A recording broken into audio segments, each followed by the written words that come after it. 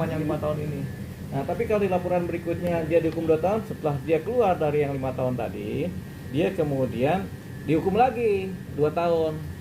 Begitu. Nah, setelah dia keluar yang 2 tahun kan udah 7 tahun tuh. Ternyata di laporan berikutnya kekerasan, dia dihukum misalnya setahun.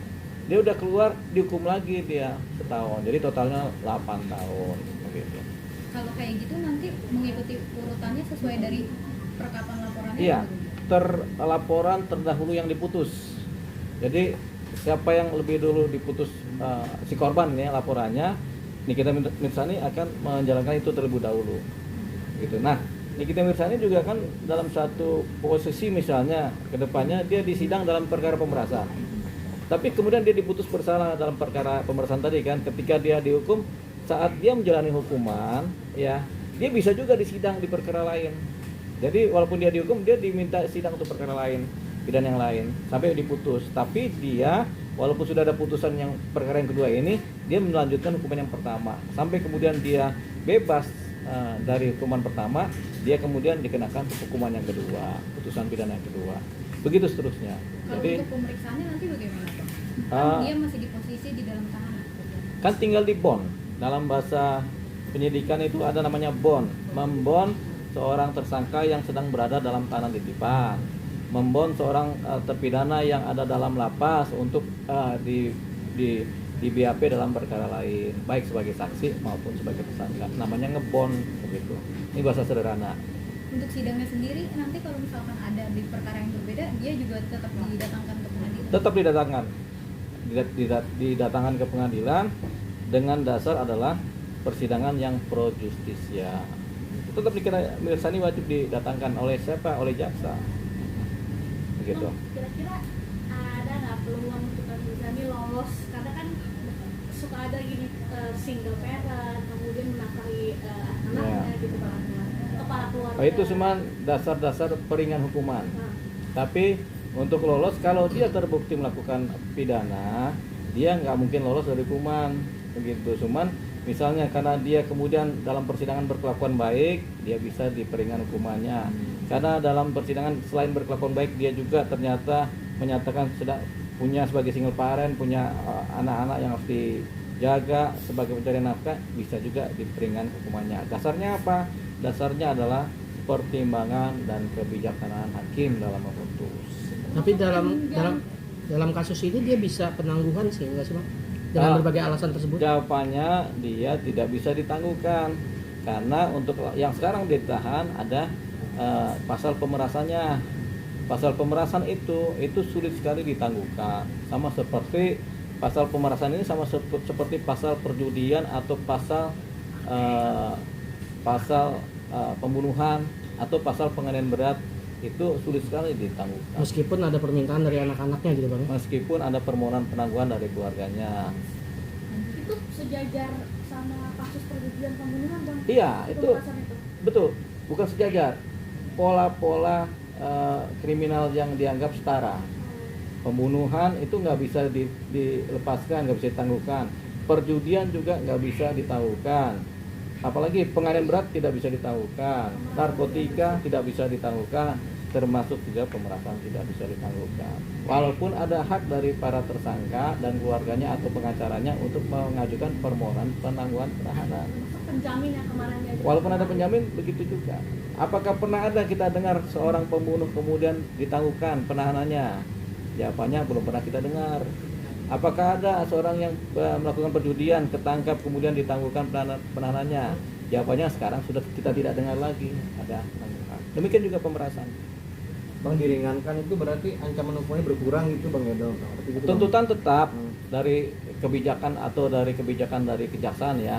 Tapi hukuman ini kemudian bisa lebih ringan dari tuntutan jaksa. Karena hakim punya pandangan-pandangan, yaitu dasar peringan hukuman, kemudian apalagi dasar, mungkin ada dasar pembenar sedikit gitu. Tapi ketika belum P21 dan masih P19 tapi kejaksaan terus membalikkan berkas perkara ke kepolisian, itu bagaimana Bang? Itu P18 P19 itu artinya ini ya, bundel-bundel perkara baik bukti-bukti saksi ada yang belum lengkap dan belum sempurna untuk disidangkan. Jadi setelah kemudian pihak penyidik menyerahkan berkas ke jaksa kemudian menganalisa nih apakah sudah lengkap apa belum. Kalau belum apa yang kurang, misalnya kurang saksi ini, kurang keterangan ini, bukti kurang ini, dikembalikan lagi ke kejaksaan lewat P18 dan P19. Setelah kemudian dipenuhi oleh pihak penyidik polisi, diserahkan lagi ke jaksa. Setelah dicek lagi, oh ternyata semua permintaan kurang tadi sudah dipenuhi, makanya dibikin P21. P21 itu apa? Bahwasannya berkas dari pihak penyidik dinyatakan sudah lengkap dan sudah bisa disidangkan.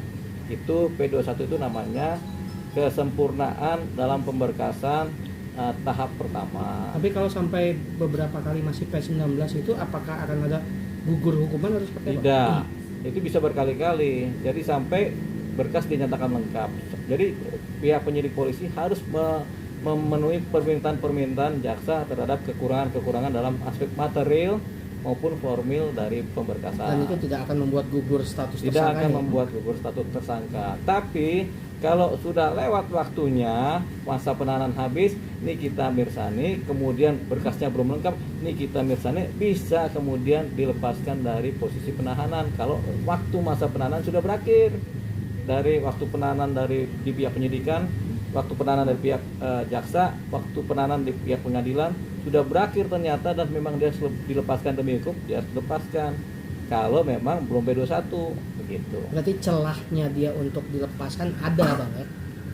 Yang ada kalau berkas nggak lengkap ya mau nggak mau dilepas setelah semua masa penahanan dilalui oleh Nikita Mirzani. Bang, dalam hal ini kan juga dimanfaatkan sama Fadel lawannya Nikita Mirzani ya Bang, Ya. yang melakukan kekerasan seksual terhadap anaknya yang Ya. masih di bawah umur.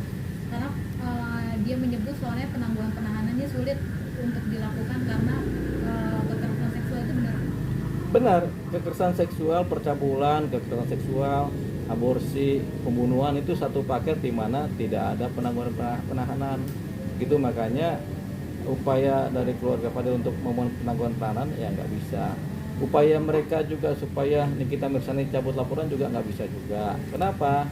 Selain Nikita Mirzani belum tentu mau cabut laporan, perkara yang dikerjakan oleh Fadel ini bukanlah perkara delik aduan, delik pidana publik. Aborsi itu delik pidana publik, percabulan itu delik pidana publik, sehingga tidak bisa, walaupun laporan nggak bisa dicabut. Kita udah minta cabut laporan tetap nggak bisa, tetap ini harus diproses secara hukum. berarti tidak bisa meringankan juga ya? Tidak ada dasar peringan. Jadi kayak pembunuhan ini, ada kita melaporkan terjadi pembunuhan, terus kita mau cabut laporan kan? Nggak bisa. Ini tindak pidana publik di mana yang rugi selain korban, keluarga korban, yang rugi adalah masyarakat. Rasa keadilan masyarakat mengalami kerugian. Tapi kan Bang, orang tuanya juga mencabut kan, orang tuanya sempat melaporkan Nikita Mirzani kasus penghinaan Bang. Ya, Itu berharap juga mendapatkan keringanan dan itu juga sulit ya Bang? sulit. Kalau orang tuanya si Fadel mencabut laporannya terhadap Nikita, itu laporan penghinaan. Penghinaan itu delik aduan, pidana aduan, sehingga boleh dicabut. Nah, kalau laporan Nikita terhadap Fadel adalah delik pidana publik, itu nggak bisa dicabut, begitu. Jadi ada delik pidana aduan, ada delik pidana publik yang umum, ini yang nggak bisa dicabut.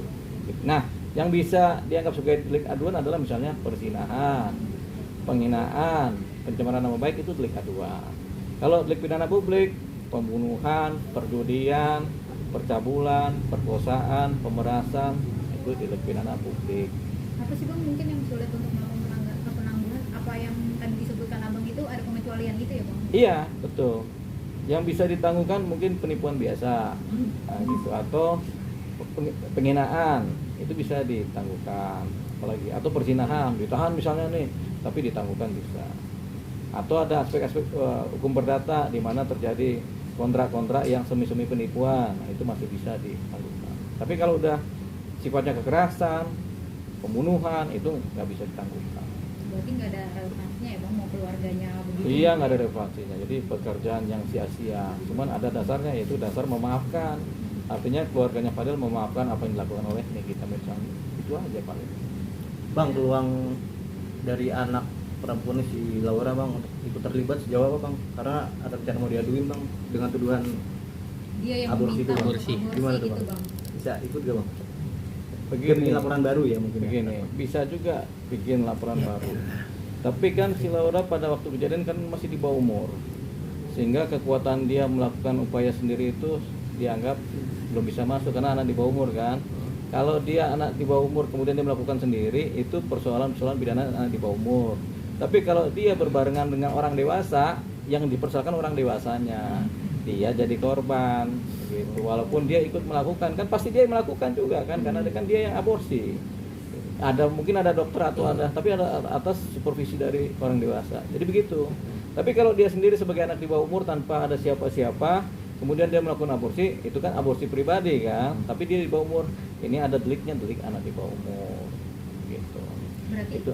Laura nggak ada pidananya bang? Sementara karena dia ada supervisi dari si yang mengatur-ngatur ini kan dianggap di korban jadinya. Karena dia ngatur nih siapa si Fadel, ayo kita ini aja, walaupun mereka sepakat gitu. Tetap yang dewasa ini yang bersalah. Kecuali umur Laura itu sudah lebih bang ya. Kalau umur Laura udah di atas 18, 19 sudah mengerti, Laura itu bertanggung jawab terhadap apa yang dilakukan oleh dia, aborsi tadi. Tindakan yang dilakukan dianggap dia tahu secara baik gitu. Oke. Aman? Nah, oke bang.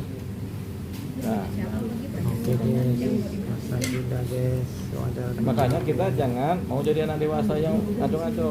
Nah, itu bang. Oke. Dengerin tuh. Iya kak, ini gimana kak? Ini bermasalah.